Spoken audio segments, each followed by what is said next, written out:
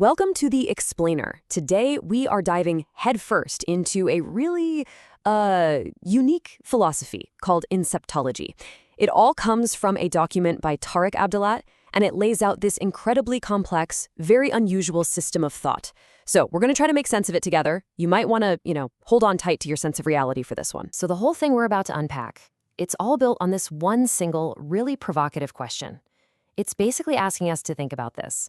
What if everything we see, hear, and feel just isn't the whole story?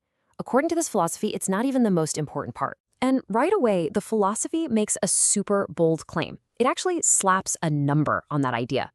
It says that the physical universe, everything we can see and measure, makes up just 4% of what actually exists. So what's the other 96%? Well, that's an unseen, subconscious realm that, as this philosophy argues, is the real creative force shaping our world. Okay, so before we can get into the how of Inceptology, we really have to understand its why. We've got to explore the specific worldview it's coming from, which is, well, it's a complete reimagining of how the entire cosmos is put together. And this quote, this gets right to the heart of the goal here. The philosophy basically says our physical world and that huge, unseen metaphysical world, they've become disconnected. So the whole point is to build a bridge between them, to sync up these parallel realities and create what the author calls a cosmic consciousness. The end game? Turning our world into, and I'm quoting, a heaven on earth. All right, so if this is a whole new worldview, you've got to be asking, where does everything else fit in? Science, religion, all that. Well, this is where it gets really interesting.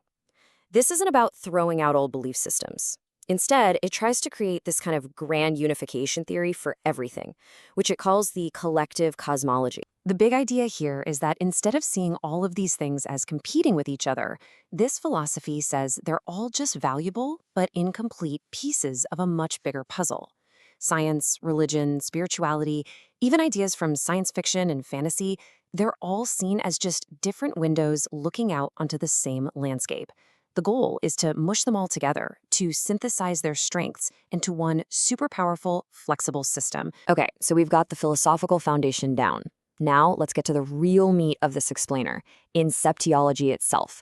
Because this isn't just presented as a cool theory, it's laid out as the practical science, or even the art, of actively changing reality based on that cosmology we just talked about. And here it is, the official definition, straight from the source text. It is all about influencing perception. The idea is you introduce some kind of external factor to fundamentally change how someone thinks and what they experience. The logic is simple, but it's pretty powerful. If you can change someone's perception, you change their reality, full stop. And the author gives a pretty stark reason for why a science like this is supposedly needed right now. It's argued that the whole game of power and control has changed. Domination used to be about armies, factories, technology, stuff you can see. But today, the real battleground is the mind. The text calls it a war of human versus human and human versus universe, where the stronger mind is the one that wins. So how exactly is this war of the mind supposed to be fought? Well, this is where we get into the really esoteric stuff. The author describes a very specific set of tools, supposedly based on things like sacred geometry and parapsychology, that are designed to be the instruments for this reality shaping. First up, we have the cosmic programming board.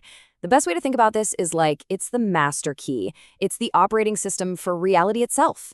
Its stated purpose is to read and then rewrite energy vibrations across all dimensions. And get this, with approval from something called cosmic quartz, it can actually alter cosmic destiny.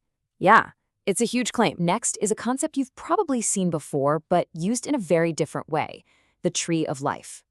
In this system, it's not just a symbol, it's a functional tool. It's kind of like a cosmic map or a GPS.